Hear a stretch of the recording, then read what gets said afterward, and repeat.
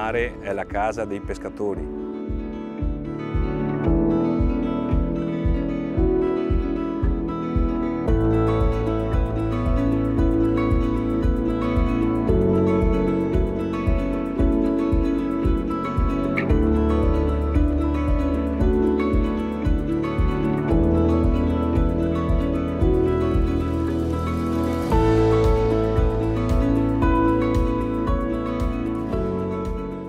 Passi oi! Ah, poi presente.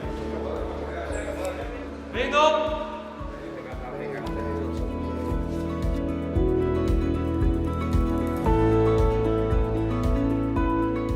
Il pesce è la vera ricchezza di Caorle.